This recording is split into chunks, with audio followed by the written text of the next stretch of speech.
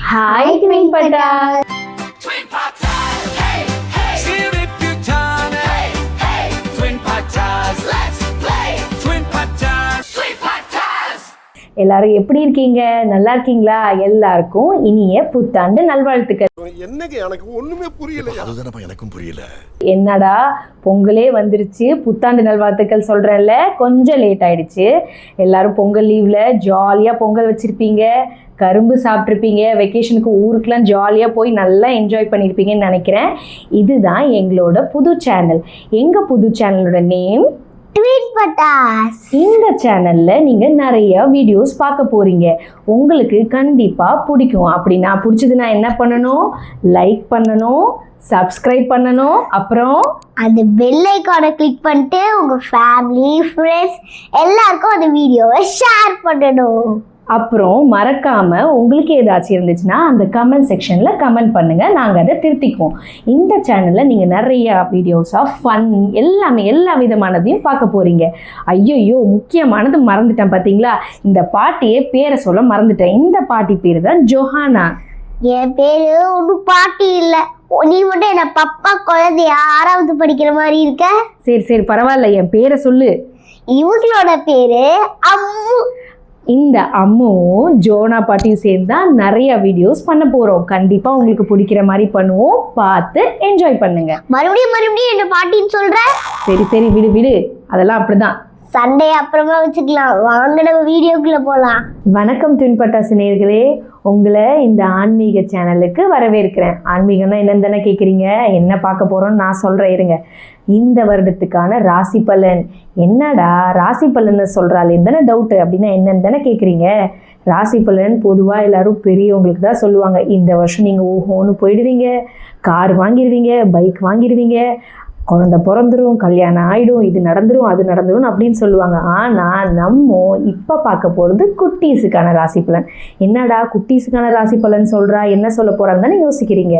குட்டீஸுக்கான ராசி பலன் தான் நல்லா ஃபன்னாக எடுத்துக்கோங்க.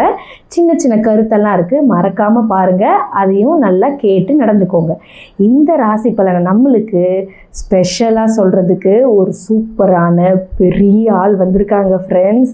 அவங்க யாருன்னா உலக புகழ்பெற்ற ஆஸ்கர் அவார்ட்லாம் வாங்கியிருக்காங்கன்னு அவங்களே சொல்லிக்கிறாங்க.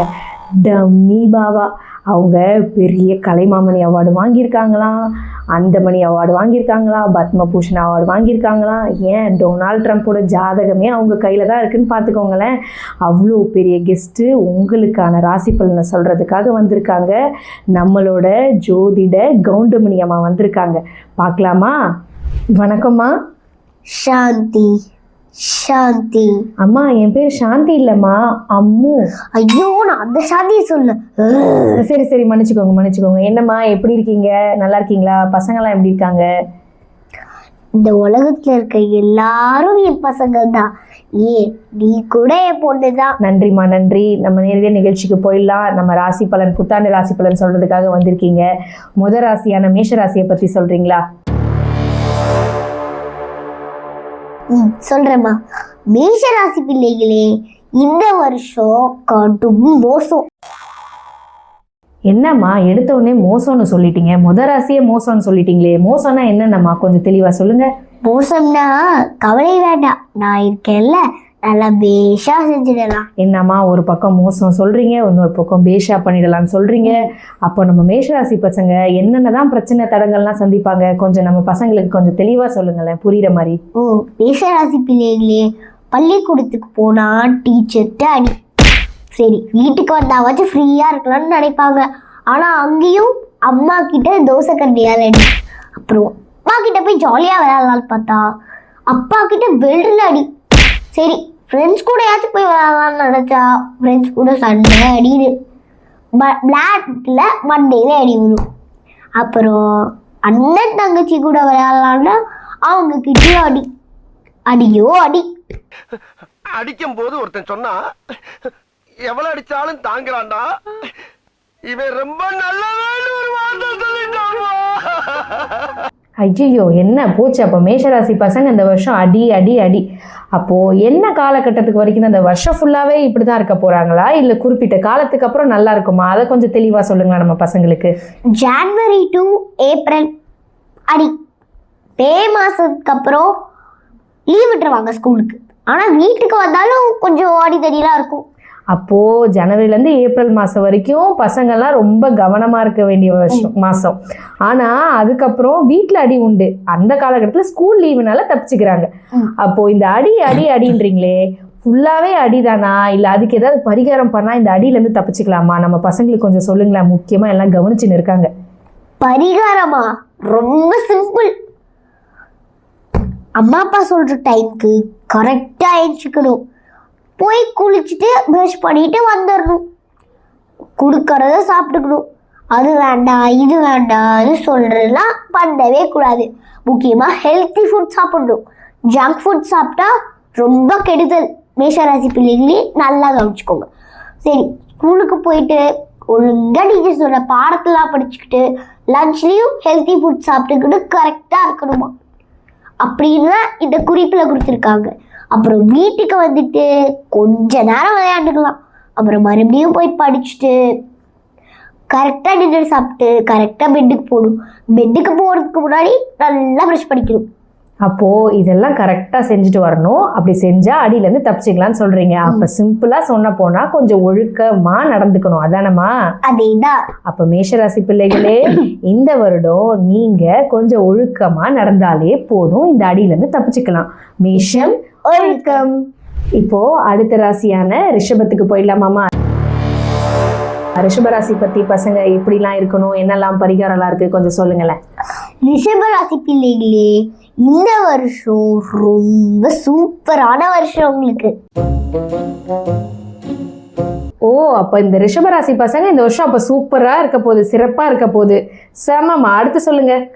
அப்படிலாம் கிடையாது, ஆனால் மன கஷ்டம் அதிகமாக இருக்கும்.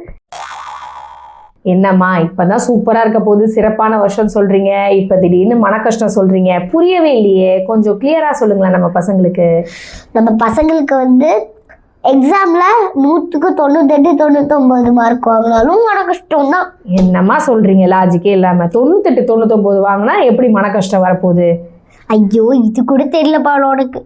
அந்த பசங்களுக்கு 1 மார்க் போயிடுச்சு 2 மார்க் போயிடுச்சுன்னு மன கஷ்டப்படுவாங்க. ஐயோ, அப்ப ஸ்கூல்ல மட்டும்தான் இப்படியா, இல்ல பொது இதுல வீட்ல அதெல்லாம் எப்படி இருக்கும், கொஞ்சம் சொல்லுங்களேன். ஓ, அப்படி வரீங்களா நீங்க? ரன்னிங் ரேஸ் ஓடினா ஃபர்ஸ்ட் ப்ரைஸ் வராம செகண்ட் ப்ரைஸ் வந்தா மன கஷ்டம். பாட்டு போட்டிலையும் அதே தான், ஃபர்ஸ்ட் ப்ரைஸ் வரல செகண்ட் ப்ரைஸும் மன கஷ்டம். டான்ஸ்லயும் அதே தான். அப்புறம் இந்த டீச்சர்ஸ் சொல்றாங்களே, நம்ம பசங்க டீச்சர்ஸ் வேற யாரையாவது சூப்பர்னு சொல்லிட்டா அவங்களுக்கு மன கஷ்டம். அப்போ இந்த வருஷம் ரிஷபராசிக்கு எல்லாத்துலேயும் ஒரு சாட்டிஸ்ஃபேக்ஷன் இல்லாமல் மன கஷ்டம் இருந்துகிட்டே இருக்க போகுதுன்னு சொல்கிறீங்க. சரி, இந்த மன கஷ்டம்னு சொல்கிறீங்க, இதுக்கு ஏதாவது பரிகாரம் அது மாதிரி ஏதாவது செஞ்சால் நம்ம அந்த மன கஷ்டத்தை போக்கிடலாமா நம்ம பசங்க? கொஞ்சம் தெளிவாக சொல்லுங்களேன். பரிகாரமா? மன கஷ்டமே இல்லாமல் ஜாலியாக இருக்கணும். அப்புறம் இந்த ஃபர்ஸ்ட் மார்க் செகண்ட் மார்க்லாம் வராமல் அது நம்மளோட நெக்ஸ்ட் டைம் பார்த்துக்கலாம். ஃபர்ஸ்ட் வரலன்னா செகண்ட் வந்துட்டாங்கன்னா நெக்ஸ்ட் வேற ஏதாவது போட்டி வைக்கும் போது அதில் ஃபர்ஸ்ட் வந்துடுவாங்க. அதனால ஓவர் எக்ஸ்பெக்டேஷன் இல்லாமல் இருந்தாலே அவங்களுக்கு போதும், ஜாலியாக அவங்க லைஃப்பை வாழுவாங்க. அப்போது நம்ம பசங்க கவனிச்சுக்கோங்க, என்ன பண்ணணும் அப்படின்னா, பரிகாரம்னு பெருசாலாம் ஒன்று கிடையாது, ரொம்ப சிம்பிள். அம்மா அப்பா சொல் பேச்சை கேட்டு மனசில் எதையும் போட்டு குழப்பிக்காமல் ஓவராக எக்ஸ்பெக்ட் பண்ணாமல் என்ன நடக்குதோ அது நடக்கட்டும். ஃபஸ்ட்டு என்ன செகண்ட் என்ன எல்லாத்தையும் பார்ட்டிசிபேட் பண்ணுங்கள், ஃபன்னாக இருங்க, ஜாலியாக என்ஜாய் பண்ணுங்கள். பார்ட்டிசிபேஷன் தான் முக்கியம்.